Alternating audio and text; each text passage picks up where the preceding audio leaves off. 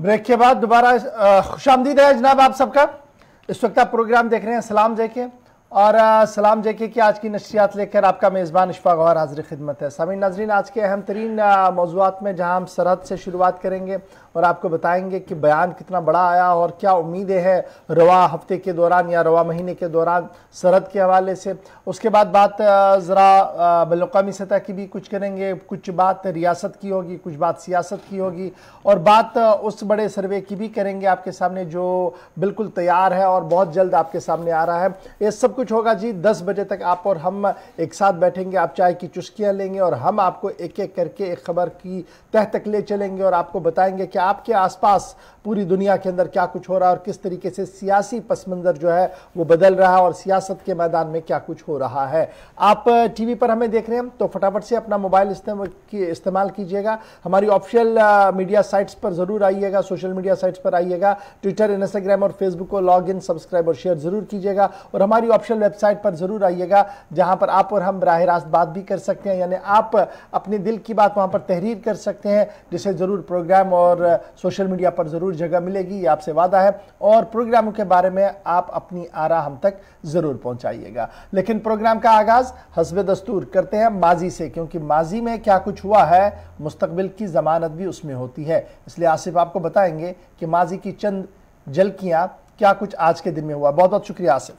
बहुत बहुत शुक्रिया आप सबका हमारे साथ ज्वाइन करने के लिए। खुशामदीद कहते हैं। प्रोग्राम सलाम जेके आप देख रहे हैं और शुरुआत अब जरा फॉर्मेट के मुताबिक करते हैं। रोजाना जिस तरीके से हम आपके सामने सबसे पहले हिस्ट्री ऑफ द डे रखते हैं, आज का दिन क्यों अहम है जरा इस पर भी कुछ झलकी आपको बताते हैं। और माजी में आज के वाक़यात अगर पिछले 60-70 वर्षों के दौरान देखें तो जंग अजीम जो हुई पहली और दूसरी के बाद ज़्यादातर कब्जे ही एक दूसरे के मालिक पर होते रहे और फ्रांसीसी फौज ने आज ही के दिन 1657 में मैड्रिड पर कब्जा किया। 1657 में 1932 में इराक यूनाइटेड किंगडम से आज़ाद हुआ, यहाँ पर भी कब्जा था। 1735 में फ्रांस और केरल ने अमन समझौते पर दस्तखत किए, आज ही का दिन था 1735 में जब यह अहम मुआहिदा हुआ। 1831 में अंग्रेजों ने मैसूर, जिसे अब मैसूरू कहते हैं, यहाँ पर बरतानिया ने कब्जा कर लिया था, आज ही के दिन। तो मैसूरू जिसे आप जानते हैं पहले मैसूर कहते थे, 1831 में 3 अक्टूबर के रोज इस पर कब्जा हुआ था, बरतानिया की तरफ से अंग्रेजों ने किया था। 1968 में अमेरिका ने आज ही के दिन नेवादास में न्यूक्लियाई तजर्बा किया, बहुत कामयाब तजर्बा था और टॉप 3 तजर्बे या जो अभी तक मिसाइल रडार सिस्टम बनाए गए अमेरिका की तरफ से उनमें से ये भी एक था। साल 1977 में साबिक वज़ीर आज़म इंदिरा गांधी को बदगुमानी के इल्ज़ाम में आज ही के दिन उनकी गिरफ्तारी अमल में लाई गई। साल 2003 पाकिस्तान ने आज ही के दिन 3 मिसाइल का तजुर्बा किया, तकरीबन 16-17 वर्ष पहले, और आज के दिन वहां पर भी फौज इस सिलसिले में तकरीबात कर रही है। 1977 का दिन भी आज का दिन काफ़ी अहम, जबकि मुल्क के वज़ीर आज़म को बदगुमानी के इल्ज़ाम में उस वक्त गिरफ्तार किया गया था। चलिए जी, ये तो थी जनाब माजी की बात। अब जरा आते हैं आज के दिन पर और आज क्या कुछ सियासत हो रही है और किस तरीके के बयानात आ रहे हैं और क्या कुछ उम्मीदें हैं, इस पर गुफ्तगू करते हैं। और सबसे पहले अब बात करते हैं जनाब सरहद की। और लद्दाख के अंदर चीन और भारत की फौज आमने सामने और पिछले 1 साल से ज़्यादा वक्त हो गया और लगातार मुज़ाकरात भी हो रही हैं, लेकिन अब इन मुज़ाकरात को एक और सिमत मिल रही है और माना जा रहा है कि अगले हफ्ते 13वें दौर की बातचीत हो सकती है भारत और चीन अफवाज के बीच में। भारत और चीन की अफवाज अगले हफ्ते एक बार फिर टेबल टॉक्स पर आएंगी, 13वें राउंड की बातचीत होगी और इस सिलसिले में तमाम तर तैयारियां जो है वो मुकम्मल कर दी गई है। और ये भी कहा जा रहा है कि हाई लेवल मिलिट्री टॉक जो है वो भारत और चीन के दरमियान अगले हफ्ते जहां होनी है, वहीं पर वजारत खारजा, वजारत दाखिला और वजारत दिफा के जिम्मेदारों की तरफ से भी हिकमत अमली को तय किया जा रहा है। और जो आज तक 12वीं दौर तक बातचीत हुई है उसकी पेशरफ्त का खाका और मजीद जो वादे किए गए थे उस पर कितना अमल हुआ है, इस पर भी एक लाइन जो है वो खींची जाएगी, जो इस मीटिंग के अंदर जो है वो रखी जाएगी। फोकस जो रखा जाएगा जी वो होगा तमाम वो फ्रिक्शन पॉइंट्स जहां पर इस वक्त भी फौजें आमने सामने हैं। हॉट स्प्रिंग से लेकर दीगर मामलात पर जी गुफ्तगू होनी है और देखना होगा कि चीन इस बार किस तरीके से इस पूरे मामले को देखता है और क्या कुछ उनकी तरफ से जो है वो बात सामने रखी जाएगी। ताहम army chief general MM Narwani साहब का ये मानना है कि हालात को पुरअमन बनाने के लिए हर मुमकिन कदम उठाया जा रहा है और जो कुछ सरहद पार हो रहा है, जिस तरीके की डेवलपमेंट वहाँ पर हो रही है, चाहे वो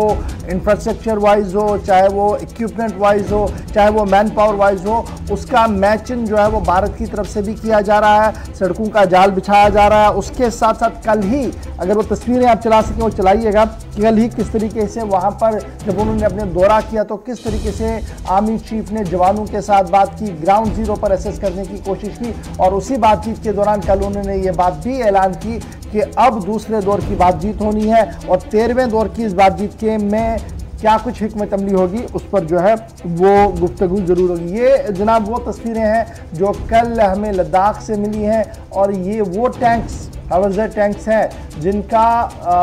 लक्ष्य जो है वो 50 किलोमीटर, यानी रेंज इनका जो है वो 50 किलोमीटर है और बाज़ाब्ता तौर पर 2 रेजिमेंटें जो है वो लगा दी गई हैं इन दुश्वार तरीन पहाड़ियों पर ताकि दुश्मन का भरपूर मुकाबला जो है वहाँ पर किया जाए। तस्वीरें आपके सामने हैं।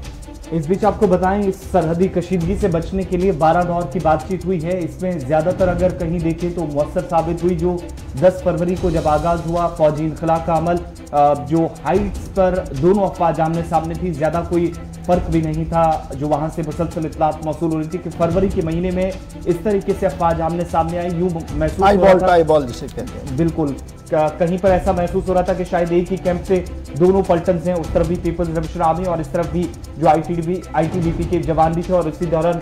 गोली भी चली थी। इस तरह की सूरत हाल बनी थी, लेकिन अब आहिस्ता आहिस्ता उस कशीदगी को कम करने के लिए, लेकिन बीच में कुछ ऐसी सूरत हाल रही जिस पर फौजी सरबराह का अगला बयान भी आपको बताएंगे। लेकिन फिलहाल तैयारियां 13वें राउंड की और उम्मीद की जा रही है कि अगले 6 से 7 दिनों के दरमियान फौजी सतह की जो आला सतह की मीटिंग होती है, कोर कमांडर्स की बातचीत होती है। पिछली मीटिंग चोशुल के मकाम पर उस तरफ हुई थी, यानी चीन के सरहदी इलाके के अंदर, और इस बार तैनाती काफी ज्यादा है। इस बार मामलात और भी संजीदा है, गहरे होते चले जा रहे हैं, उस पर और भी मंथन किया जाएगा। बढ़ते हैं आगे, बात फौजी सरबराह की हो रही है तो आपको एक और बयान बताते हैं, क्योंकि लाइन ऑफ एक्चुअल कंट्रोल की जो इस वक्त सूरत हाल है, फौज की इस पर मुसलसल नजर बनी हुई है। लेकिन आर्मी के हवाले से इस वक्त बड़ी खबर ये कि लाइन ऑफ एक्चुअल कंट्रोल पर ब्रेकिंग जरा प्ले कर दीजिएगा, क्योंकि बड़ा बयान फौजी सरबराह का सामने आया है और इस बयान के मुताबिक कि लाइन ऑफ एक्चुअल कंट्रोल पर चीन की तरफ से आज के वक्त में भी फौजियों की तैनाती में इजाफा करना तशवीश की बात है। ये सिर्फ LAC तक महदूद नहीं रहा, उनका बयान लाइन ऑफ कंट्रोल को लेकर भी था कि सूरत हाल फरवरी के जैसी बन सकती है अगर सरहद पार से कोशिशें पड़ोसी मुल्क पाकिस्तान की तरफ से न रोकी गई, जिसके नताइज ये थे कि पिछले दिनों कुछ ऑपरेशन नॉर्थ कश्मीर के अंदर हुए। लेकिन इंफ्रास्ट्रक्चर और फौजियों की तैनाती लाइन ऑफ एक्चुअल कंट्रोल पर चीन की तरफ से की जा रही है, जो तशवीशनाक सूरत हाल है फौजी सरबराह के बयान के मुताबिक, और उसका मौसर जवाब देने के लिए इस तरफ से भी भारत ने पूरी तैयारी करने के लिए अब कोशिशें तेज कर दी हैं।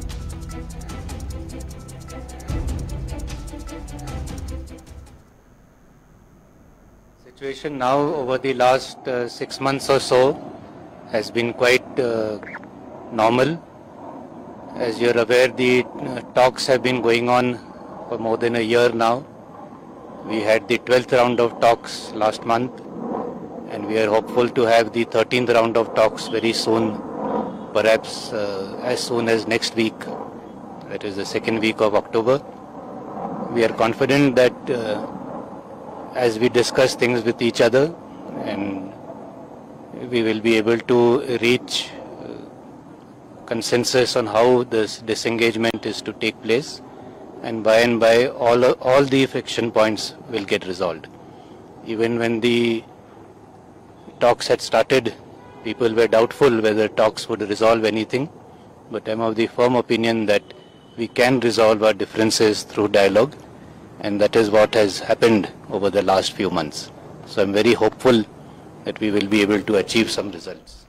चलिए, फौजी सरबरा जनरल नरवणे का उम्मीद है कि इस मुज़ाकरात के ज़रिए से कुछ पेशरफ्त हो सकती है और अमन को बहाल करने में एक और मदद जो है वो मिल सकती है। बढ़ते हैं जी आगे, बात ज़रा आज के दिन की भी करते हैं, क्योंकि आज का दिन ममता बनर्जी के लिए इंतहाई अहम दिन है, क्योंकि वेस्ट बंगाल के अंदर जो ज़िमनी इंतखाबात हुए थे उन ज़िमनी इंतखाबात की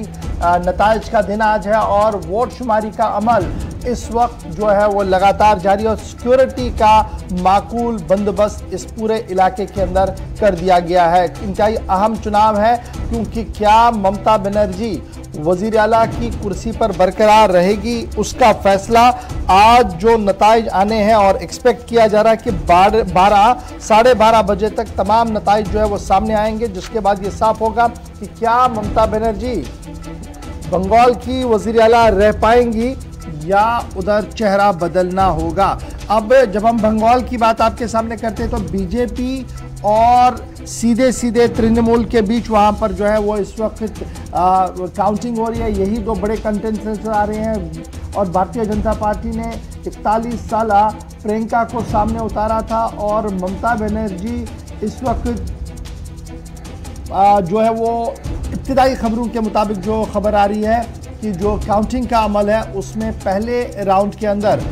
फ़िलहाल आगे बढ़ रही है। लेकिन बड़ा क्रूशल है जी ममता बनर्जी के लिए, क्योंकि इंतहाई अहम तरीन मोड़ पर यहाँ पर वो खड़ी हैं और ये भी माना जा रहा है कि बाई इलेक्शंस के अंदर जी अक्सर जीत सरकार की होती है, लेकिन वो जो वोटर है उसका मूड क्या कुछ होगा वो थोड़ी देर में ज़रूर पता लगेगा। इसलिए ममता बनर्जी पर आज सबकी नज़र रहेंगी कि क्या वो वज़ीर आला के ओहदे पर बरकरार रहेंगी, क्या वो आज के ज़िमनी इंतखाबात जो हैं वो जीत पाएंगी या नहीं।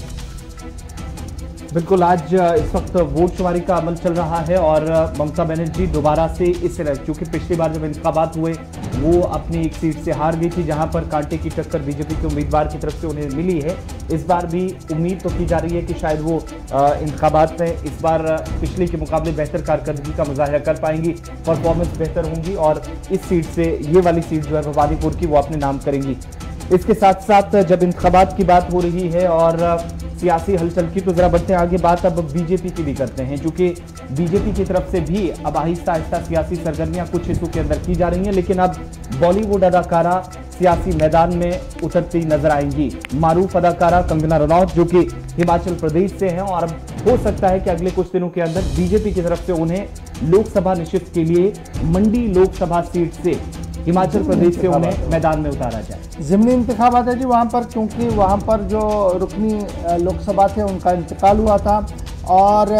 राम स्वरूप शर्मा मार्च में इसी साल उनका इंतकाल हुआ था और सीट वैकेंट हुई और उसके बाद काफ़ी कुछ सरगर्मियाँ जो है वो बढ़ी है और ये माना जा रहा है कि बॉलीवुड अदाकारा कंगना रनौत जो है वो बीजेपी की टिकट पर मंडी से चुनाव में आ सकती है। और अब ये भी खबर आ रही है कि स्टेट इलेक्शन कमेटी जो है वो 1-2 दिन के अंदर अंदर धर्मशाला के अंदर जो है वो मीटिंग करने जा रही है, जिस दौरान वो इस बात का ऐलान करेंगी कि इस सीट पर बीजेपी का चेहरा कौन होगा। अक्टूबर 30 को बाई इलेक्शंस वहाँ पर होने हैं और 3 असेंबली सेगमेंट्स के अंदर भी होना है, जिसमें फतेहपुर और दीगर जगह भी है। तो ये सारी बाई इलेक्शन जो है वो 30 तारीख को होनी है और उस सिलसिले में बीजेपी का जो चेहरा हो सकता है, अभी तक जो ज़रा से हमारे पास खबर है वो कंगना रनावत है, जो हिमाचल प्रदेश की रहने वाली और मंडी लोकसभा सीट से वो इस बार अपनी किस्मत आजमा सकती है। आपको याद होगा कि कंगना रनावत अपने ट्वीट की वजह से, मुंबई पर उनके घर पर हमला होने की वजह से और उसके बाद उनके बयानों की वजह से काफ़ी ज़्यादा सुर्खी में रही, जिसके बाद सोशल मीडिया जो प्लेटफॉर्म ट्विटर है उन्होंने भी अपनी कार्रवाई दिखाई और उसके बावजूद भी वो काफ़ी ज़्यादा एक्टिव दिखे। तो इस वक्त की बड़ी खबर कि कंगना रनावत बाज़ाब्ता तौर पर मैदान में उतर सकती है और मंडी असेंबली हल्का जो है वहाँ पर वो अपनी किस्मत आजमा सकती है और 1-2 दिन के अंदर बाज़ाब्ता तौर पर बीजेपी की तरफ से इसका ऐलान भी जो है वो किया जा सकता है।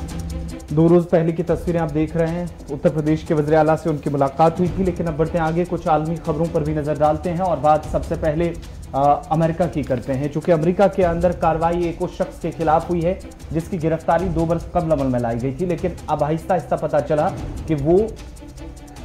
आज के वक्त में भी बल्कि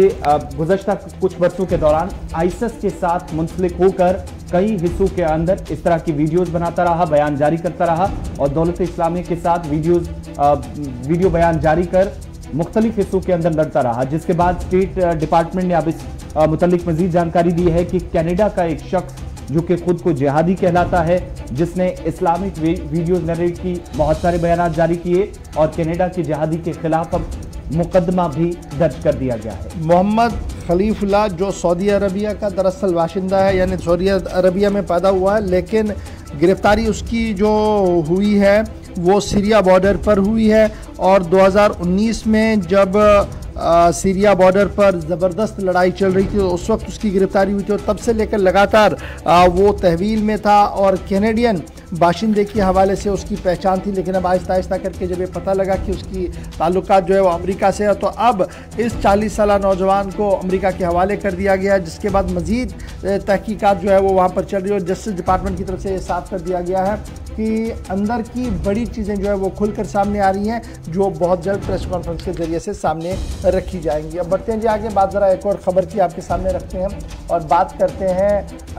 एंटोनी गुटेरेस साहब की, यानी अक़वाम मुत्तहिदा के सेक्रेटरी जनरल की। अक़वाम मुत्तहिदा के सेक्रेटरी जनरल का बयान सामने आया और ये बयान 2 अक्टूबर के मुनासिबत से था और किन अल्फाज के साथ उन्होंने महात्मा गांधी को याद किया और उनके अदम तशद्दुद की जो राह है उसकी किस तरीके से उन्होंने वकालत की। तो उनका मानना है कि जिस तरीके से महात्मा गांधी ने दुनिया भर के लोगों के लिए एक मिसाल कायम की है कि एक बड़ी फौज के ख़िलाफ़ अहिंसा यानी बिना किसी वायलेंस के अपनी बात रखना और वायलेंस को सहते हुए एक सियासी जद्दोजहद चलाना, उसकी आज के दिन में भी ज़रूरत है। और ये टॉलरेंस और इनटॉलरेंस वाला जो मामला है, ये गांधी की हमें ज़िंदगी से साफ दिख रहा है कि किस तरीके से पेचीदा मसाइल भी हल हो सकते हैं। एंटोनी गुटेरेस ने तमाम आलमी इदारों और आलमी मुल्कों से कहा है कि जब इस वक्त इंतहाई मुश्किल तरीन दौर है, यानी एक तरफ से कोविड का कहर है, इस बीच इंसानियत की रूहें बरकरार रहें, उसके लिए हमें बहुत ज़्यादा ज़रूरी है कि महात्मा गांधी के दिखाए हुए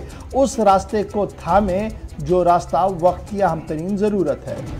152वीं सालगिरह के मौके पर खराज अकीदत पेश किया यूएन सेक्रेटरी जनरल, लेकिन उसके साथ साथ एक बार फिर उन्होंने महात्मा गांधी की मिसाल देते हुए कहा कि दुनिया भर को इस वक्त इंसानियत की और उस अहिंसा की जिसका उन्होंने नारा दिया था, उसकी आज के वक्त में भी जरूरत है। अब बात वैक्सीनेशन प्रोसेस के हवाले से भी करते हैं, जहां पर हिंदुस्तान के अंदर एक और रिकॉर्ड बना है और सरकारी आदादोशुमार को अगर सही माने तो 90 करोड़ से ज्यादा लोगों को वैक्सीन मुल्क के अंदर दी जा चुकी है। लेकिन दूसरी तरफ बैरूनी हिस्सों के अंदर या बैरूनी मुल्क इस वक्त वैक्सीनेशन का प्रोग्राम कैसा है, इस पर भी जरा बात करते हैं। ऑस्ट्रेलिया के अंदर, भारत के अंदर जो तैयार करदा कोविशील्ड नामी वैक्सीन है, उसको सभी जो मुसाफिर हैं उनके लिए मंजूरी दे दी है ऑस्ट्रेलियन रेगुलेटरी अथॉरिटी की तरफ से। कोविशील्ड वैक्सीन जिस पर काफी हंगामा बरतानिया के अंदर रहा, यूरोप के कुछ हिस्सों के अंदर कि क्या ये तस्लीम शुदा होगी या नहीं होगी, लेकिन ऑस्ट्रेलियाई हुक्काम ने अब ये फैसला लिया है कि भारत के अंदर ये तैयार करदा वैक्सीन जिन लोगों ने ली होगी, जो मुसाफिर होंगे, उनके लिए फैसला ऑस्ट्रेलियन मेडिसिन रेगुलेटर ने मंजूरी देते हुए वज़ीर आज़म के दफ्तर से एक बयान भी जारी कर दिया है। Covishield vaccine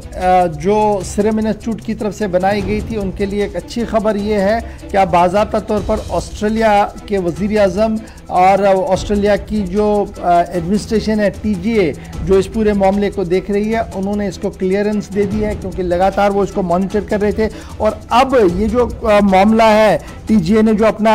initial assessment data upload किया है सिनोवैक्स और कोविशील्ड एस्ट्राजेनेका सीरम इंस्टीट्यूट का, उसमें उन्होंने एडवाइस किया कि जनाब ये कंसिडर किया जा सकता है रिकॉग्नाइज वैक्सीन। और इस सिलसिले में जो ऑस्ट्रेलिया के अंदर लोग आना चाहते हैं भारत से या दीगर मुल्कों से जिनके पास ये वैक्सीन लगी हो, कोविशील्ड वैक्सीन लगी हो, तो वो एथोराइज वैक्सीन मानी जाएगी, उन्हें मुल्क के अंदर आने की इजाज़त हो सकती है। और ये जब ये फैसला हुआ है तो आप मानिए कि बहुत सारे बच्चे ऐसे थे जी जो वापस आना चाहते थे, वो आ नहीं पा रहे थे, और जिन्हें जाना था तालीम हासिल करने के लिए, उनके लिए एक बहुत बड़ी राह जो है वो खुल गई है। क्योंकि वैक्सीनेशन के मामले पर अब जो ऑस्ट्रेलिया की मेडिसिन रेगुलेटरी है, उनकी तरफ से अप्रूव किया गया गया है कोविशील्ड वैक्सीन को, और ये माना गया है कि इनकमिंग ट्रैवलर जो हैं जिन्होंने कोविशील्ड लगाया होगा वो बाज़ाब्ता तौर पर तस्लीम शुदा है और इसमें अब किसी और चीज़ की कोई ज़रूरत नहीं है। ये तो थी बात जनाब कोविशील्ड के हवाले से और अमेरिका के हवाले से। बात जरा तिजारत की भी आपके साथ करते हैं, और तिजारत की बात इसलिए बड़ा इंपॉर्टेंट है क्योंकि आपको याद होगा कि ई कॉमर्स को लेकर नए कानून बनाने की बात पीयूष गोयल साहब की तरफ से सामने रखी गई, और जब ये बात सामने रखी गई तो ऑस्ट्रेलिया ने ई कॉमर्स जो कानून बनाए जा रहे हैं उस पर खदशात और सवालात उठाए हैं और कहा कि जिस तरीके से ई कॉमर्स के कानूनों को बनाकर अमलाने की कोशिश भारत के अंदर की जा रही है उससे तिजारत को एक बहुत बड़ा नुकसान जो है वो हो सकता है। अब सिर्फ ये जो ड्राफ्ट रूल है ये पब्लिश हुए थे जनाब 28 जून को, और रेगुलेटरी अथॉरिटी ने सभी जो शराकतदार है उनसे भी जो तफसीलात थी वो मांगी थी, और इनिशियली जो हमें पता लग रहा है कि ये जो ड्राफ्ट ई कॉमर्स का बनाया गया था इसमें कंज्यूमर अफेयर्स डिपार्टमेंट का एक बहुत बड़ा रोल था। ताहम ऑस्ट्रेलिया ने जो सवालात उठाए हैं वो अपनी जगह ज़रूर दुरुस्त हो सकते हैं, लेकिन मुल्क के अंदर जब यह ड्राफ्ट रूल बनाया गया है तो फीडबैक कई एजेंसी से लिया गया, कई डिपार्टमेंट से लिया गया, जिनमें promotion of industry and internal trade है, नीति आयोग है, मिनिस्ट्री फॉर कॉर्पोरेट अफेयर्स है, मिनिस्ट्री फॉर फाइनेंस है, ministry for electronic and information technology है। इन डिपार्टमेंटों ने भी अपनी तजवीज़ भी रखी थी और जो तहरीर करदा कानून था उस पर कुछ सवालात भी उठाए थे और उन सवालों का हल करना वक्त की अहम तरीन ज़रूरत थी। और अब यह मामला जो है वो ऑस्ट्रेलिया की नोटिस में भी आ गया और ऑस्ट्रेलिया का मानना है कि जिस तरीके से हम आज़ाद तिजारत को यकीनी बनाना चाहते हैं, लेकिन जो नए कानून आ रहे हैं इससे दोनों मुल्कों के बीच मुश्किलें और बढ़ सकती है, इसलिए इस कानून को दोबारा से देखने की ज़रूरत है। ट्रेड जो है वो बैरियर हो सकता है, रुक सकता है अगर इसी कानून के तहत चलना होगा। तो ये एक बड़ा सवाल उस वक्त सामने आया है जब मुल्क के अंदर ई कॉमर्स पर बाज़ाब्ता तौर पर सरकार नज़र रखना चाहती है, एक सिस्टम के तहत उसको करवाना चाहती है, लेकिन मुख्तलिफ शराकतदारों की तरफ से और हुकूमती इदारों के साथ साथ अब ऑस्ट्रेलिया ने भी इस मामले पर सवाल जो है वो उठाया है। चलिए बढ़ते हैं आगे, बात अब जरा जम्मू कश्मीर की करते हैं और इस वक्त दो बड़ी खबरें आ रही हैं सरहदी इलाकों से, थोड़ी देर में एक और आपके सामने रखेंगे, लेकिन बात नेशनल इन्वेस्टिगेशन एजेंसी की NIA की। जम्मू कश्मीर के अंदर NIA की कार्रवाइयां जारी हैं और इस वक्त खबर यह है कि सरहदी जिला पुंछ के मुख्तलिफ इलाकों के अंदर कौमी तहकीकाती एजेंसी की तरफ से छापेमारी की गई है। 3 से 4 ऐसे मकामात हैं जहां पर जम्मू कश्मीर पुलिस और CRPF की मदद से मुख्तलिफ इलाकों के अंदर NIA ने न सिर्फ कार्रवाई की है और ज़राया से जो इतलात मौसूल हो रही हैं कि चंद लोगों को हिरासत में भी एहतियाती तौर लिया गया है जिन लोगों से पूछताछ चल रही है। मजीद तफसीलात का भी इंतजार है क्योंकि ये चीज़ अभी वाज़ेह नहीं हो पाई है कि किस वजह से या किन मामलात को लेकर NIA ने पुंछ के अंदर कार्रवाई की है। मुख्तलिफ इलाकों में छापेमारी हुई है, रेडियो स्टेशन का इलाका है, इसके साथ साथ बताया जा रहा है कि दीगर चंद मकामात पर भी इस वक्त कार्रवाई NIA की तरफ से की जा रही है, पुलिस की मदद से भी और आर्मी या CRPF की भी मदद मुख्तलिफ इलाकों के अंदर लेकर इस वक्त कार्रवाई चल रही है। पूंछ सीधा अपने नुमाइंदे के पास चलते हैं, सनी शर्मा हमारे साथ फोन लाइन पे। सनी, क्या कुछ मजीद तफसीलात हैं, किन किन इलाकों में कार्रवाई NIA ने सुबह सुबह की और क्या कुछ मामलात हैं जिनको लेकर ये छापेमारी हो रही है? गुरु जी, मैं आपको बताते चलूं कि आज सुबह तकरीबन 6 साढ़े 6 के लगभग NIA की तरफ से पुंछ में ये रेड की गई है, जिसमें दगवार इलाका है, उसके बाद पुंछ के रेडियो स्टेशन इलाके में रेड की गई है, उसके बाद कनुइया में रेड की गई है। इसके अलावा 2-3 जगहों पे और रेड की गई है, पर NIA की तरफ से ये जो रेड है ये आज सुबह सुबह ही की गई है और ज्यादातर हमें सूत्रों से ये जानकारी मिली है कि ये जो रेड की जा रही है इसकी वजह जो है कि बाहर से जो फंडिंग हो रही थी उसको लेकर आज सुबह सुबह NIA की तरफ से ये रेड की गई है। किन किन इलाकों के अंदर छापेमारी हुई है? सिर्फ पुंछ डिस्ट्रिक्ट के अंदर या फिर दीगर कुछ ब्लॉक्स को भी लिया गया है? राजौरी के अंदर भी कार्रवाई हुई है? गुरु जी, मैं आपको बताते चलूं, आज जो सुबह ये NIA की तरफ से रेड की गई है, ये अभी तक जो हमें जानकारी मिल रही है वो पुंछ के डिस्ट्रिक्ट के अंदर ही कुछ इलाकों में ये रेड की गई है। बहुत बहुत शुक्रिया सनी तमाम जानकारी के लिए। और जो इसमें मजीद तफसीलात मिल रही हैं कि चंद लोगों से पूछताछ हुई है, कुछ लोगों को हिरासत में लिया गया है, लेकिन चूंकि एनआईए की तरफ से भी अभी इस पर कोई रिलीज नहीं आई है या कोई मजीद कार्रवाई के मुतालिक कोई जानकारी नहीं दी गई है। और कुछ लोगों से प्रॉपर्टी के मुतालिक सवालात पूछे जा रहे हैं कि इतनी प्रॉपर्टी कहाँ से आई, या जो उनकी आमदनी उससे ज्यादा असासे उनके पास है। इस हवाले से भी कुछ लोगों से सवालात किए गए हैं। 3 से 4 मकामात हैं और कुछ मजीद लोगों से पूछताछ हो सकती है। रेडियो स्टेशन मोहल्ला, इसके साथ साथ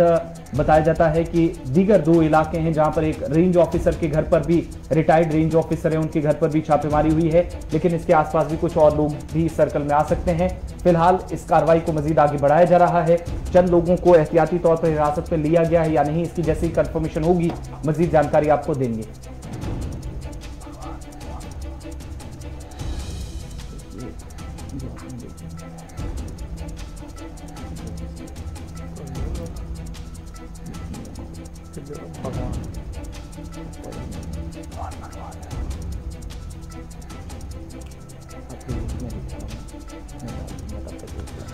चलिए जी, बढ़ते हैं जी आगे। जरा बात अब जम्मू की करते हैं, क्योंकि जम्मू के अंदर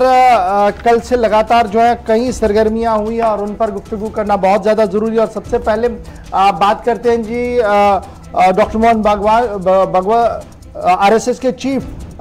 डॉक्टर मोहन भागवत की, क्योंकि उनका बयान बड़ा इंपॉर्टेंट है और उनका मानना है कि आरएसएस की जो बुनियाद हैं जी वो इंसानी हमदर्दी को लेकर है, लेकिन जिस तरीके से वो काम कर रहे हैं वो अब किसी से छुपा नहीं है। ताहम जम्मू कश्मीर के जाविये से जब वो कल बोल रहे थे तो उन्होंने कहा कि डॉक्टर श्यामा प्रसाद मुखर्जी ने जो बीज बोए थे उनका समर जो है वो आज निकल रहा है, अगरचे काफ़ी कुर्बानियां भी देनी पड़ी हैं। ताहम 370 और 35 की मनसूखी पर भी कल डॉक्टर मोहन भागवत का बयान जो है वो सामने रखा गया और उन्होंने कहा कि अब हालात बदल रहे हैं और बदलते हालात के बीच हमने सिचुएशन को भी ऐसे ही चलाना होगा। जनरल जोरावर ऑडिटोरियम के अंदर कल वो खिताब कर रहे थे, 4 दिन का दौरा उनका चल रहा है और उस दौरे के दौरान कई अहम बातें उनकी तरफ से और भी जो है वो बताई गई है। ताहम उनका मानना है कि एक मजबूत और अखंड भारत ही सबकी जमानत है और उसी में सब लोग जो है वो मजबूत हो सकते हैं। और जिस तरीके से मजहबी तनाव और मजहबी फसादात को फैलाने की कोशिश की जा रही है उससे हम सबको बाखबर होना पड़ेगा। मोहन भागवत का बड़ा बयान जो है वो रात देर गए आया है जम्मू के अंदर। व्यवस्था बदलती है, अभी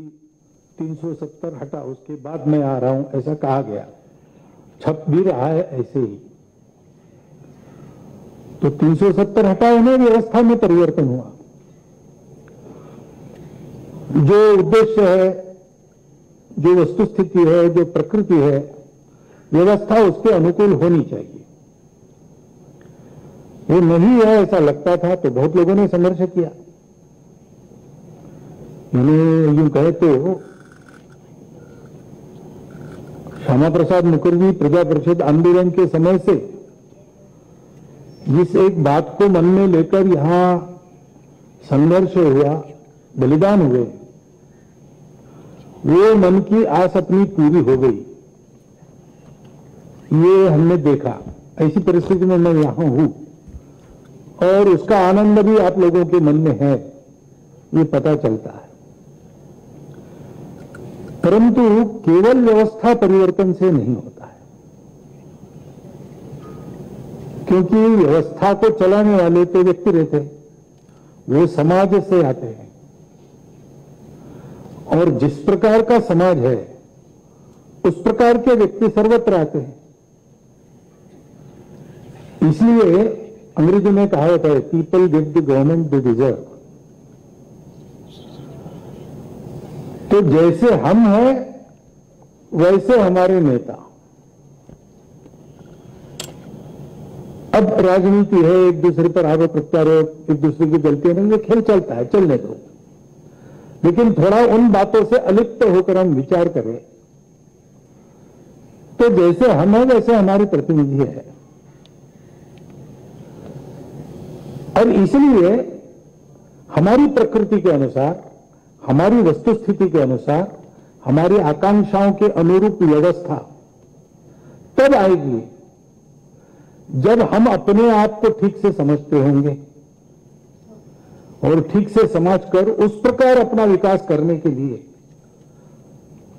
हर प्रकार से संकल्पबद्ध होंगे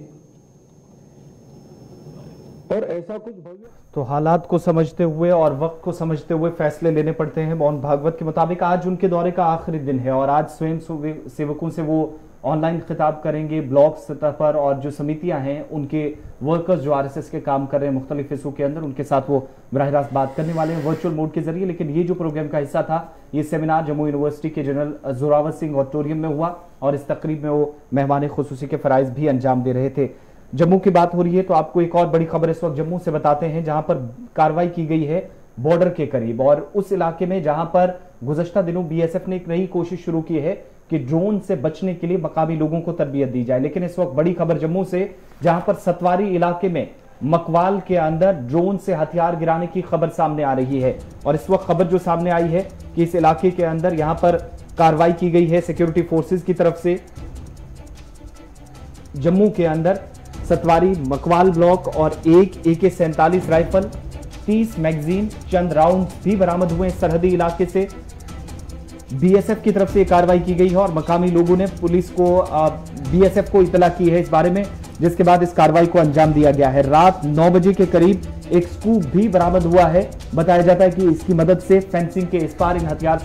हथियारों को लाने में कामयाबी भी मिली है। साथ ही इस इलाके के अंदर चूंकि तमाम जो बॉर्डर बेल्ट के लोग हैं उनके लिए बीएसएफ की तरफ से कल ही खबर ये दी गई कि उसने तरबियत शुरू कर दी है एक खास किस्म की, कि किसी भी सेक्टर के अंदर ड्रोन देखा जाए या ड्रोन से हथियार गिराने की कोई कोशिश हो, मकामी लोग इस बारे में जानकारी कैसे सिक्योरिटी फोर्सेज को दें। तो बीएसएफ बयान के मुताबिक कि अब चंद लोगों को चुनकर मुख्तलिफ इलाकों से उन्हें खास किस्म की तरबियत दी जा रही है ताकि वो सिर्फ हथियार देखते हुए या ड्रोन देखते हुए फोर्सेस को इतला करें, जिसके बाद मजीद कार्रवाई की जा सके। लेकिन इन सब के बीच में जहां एक तरफ कार्रवाई हो रही थी, लोगों को तरबियत फराहम करने की बात हो रही है, तो मकवाल सेक्टर के अंदर ड्रोन से हथियार गिराने की खबर जराये से मौसूल हो रही है। और अनिल इस वक्त हमारे साथ ज्वाइन कर चुका है। अनिल, जरा अपडेट कीजिएगा। खबर आ रही है कि ड्रोन के जरिए से जो है वो हथियार गिराए गए हैं और बीएसएफ अब इस पूरे इलाके को तलाशी भी ले रही है। क्या कुछ खबर है और कितनी इसमें तस्दीक या पुष्टि की गई है बीएसएफ की तरफ से? कि पाकिस्तान जो है लगातार अपनी नापाक हरकतें जो है अपनाने की कोशिश करता है, वहीं पर जो है बीएसएफ के जवान हो चाहे वो हमारे जम्मू कश्मीर के पुलिस के जवान हो, लगातार सफलताएं हाथ लगती हुई नजर आ रही है और उनको मुंह तोड़ जवाब देते हुए नजर आ रहे हैं। आपने देखा कि कहना है कि कल एक बार फिर से प्रयास किया गया है और कहना कि उन्होंने ये साफ तौर पर जाहिर किया है कि हथियारों के जो है जम्मू कश्मीर में दहलाने का प्रयास किया जाए। वहीं पर समय रहते जम्मू कश्मीर पुलिस के जवानों ने और बीएसएफ के जवानों ने जो है एक बड़ी सफलता हाथ लगी है और जिसमें ये साफ तौर पर बताया जा रहा है कि एक 47 जो है राइफल बरामद की गई है और 30 राउंड्स जो है मैगजीन जो है वो बरामद की गई है। और इसके साथ साथ ये भी कहा जा रहा है कि एक स्कूप जो है उसके साथ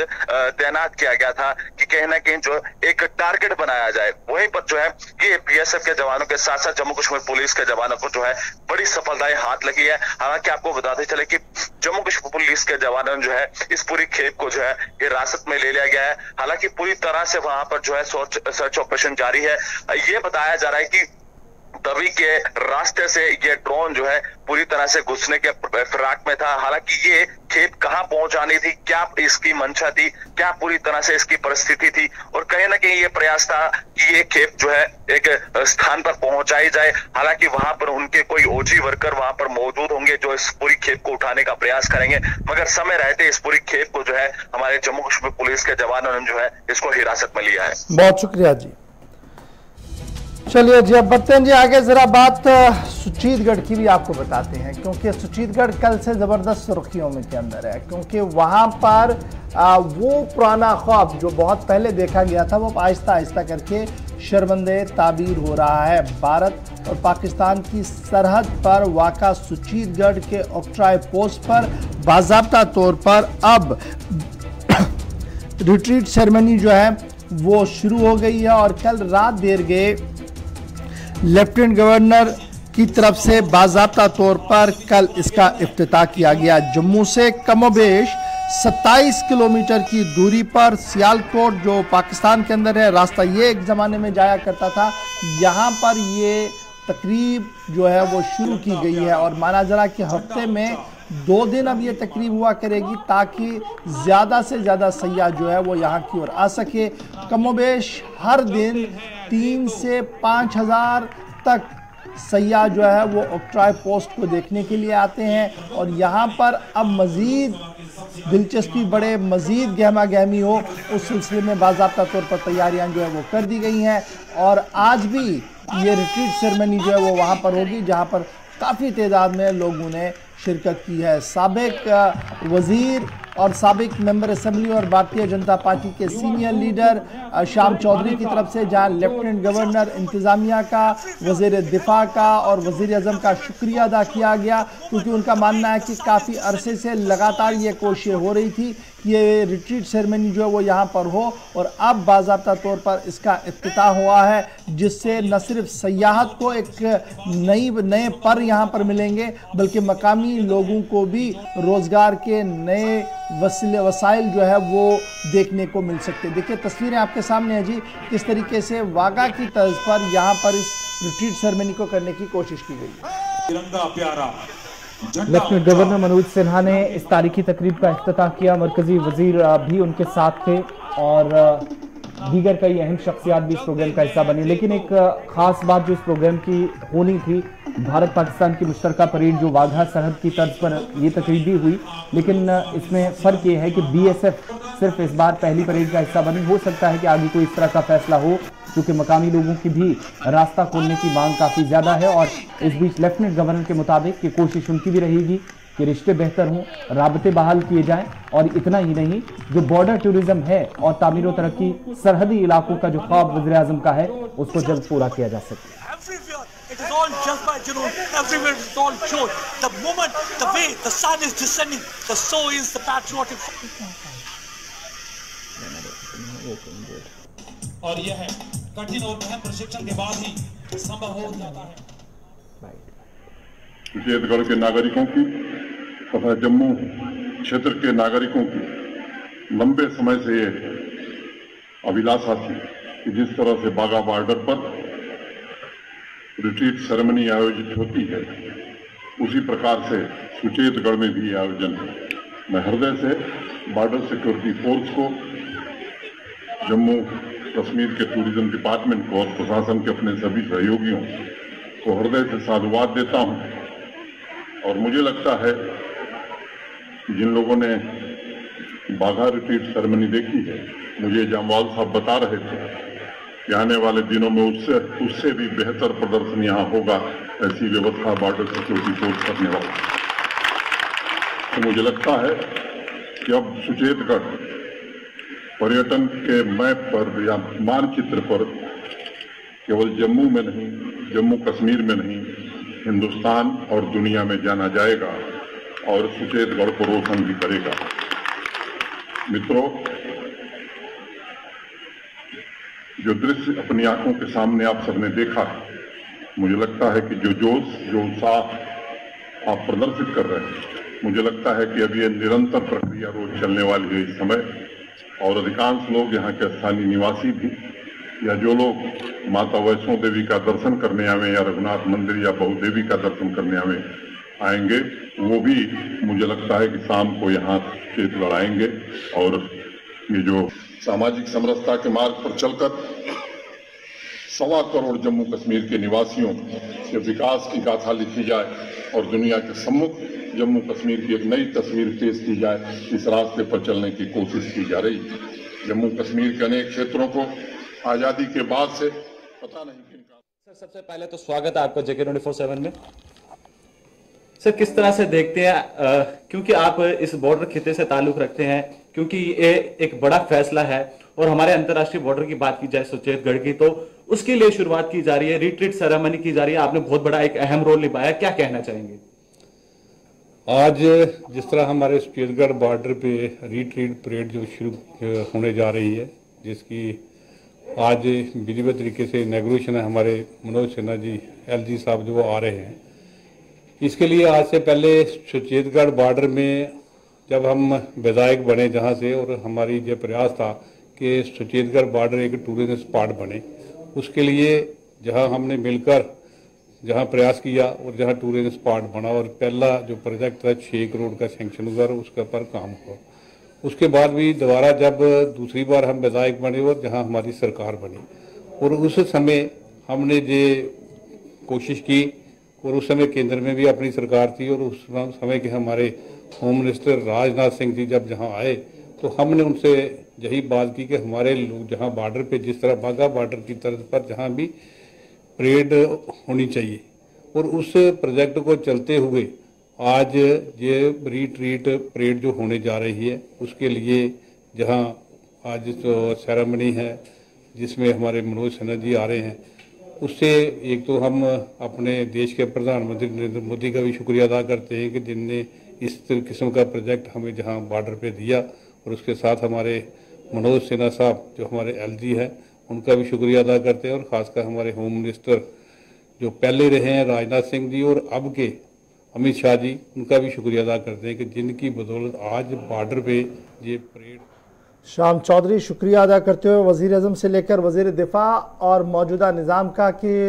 बॉर्डर टूरिज़्म को प्रमोट करने के लिए जो वादा किया गया था उसे अमली जामा जो है वो पहना दिया गया है। यानी कहीं ना कहीं अब जम्मू के सुचीतगढ़ के अंदर उसी तरीके की तकरीब आपको देखने को मिलेगी जिस तरीके की वाघा की होती है और आहिस्ता आहिस्ता करके वहाँ पर इंफ्रास्ट्रक्चर और दीगर चीज़ों को भी जो है वो बनाया जा रहा है और इस सिलसिले में तैयारियों को हतमी शक्ल पहले ही दे दी गई थी टूरिज़्म महकमे की तरफ से और अब बीएसएफ भी अपने तरीके से वहाँ पर काम कर रहा है। यहाँ पर छोटे से ब्रेक के लिए रुक रहे हैं जी, ब्रेक के उस पार आएंगे तो आपको बताएंगे कि कल एक और कार्रवाई रात देर हुई थी, एक मजहबी मकाम की तौहीन हुई थी, उस पर क्या कुछ अब इंतज़ामिया का कहना है एक तो वो भी बताएंगे और फिर आपको ये बताएंगे कि जंगली जानवरों का दहशत किस तरीके से लगातार बढ़ रहा है और कितने केसेस अभी तक सामने आए हैं। छोटे से ब्रेक के फौरन बाद।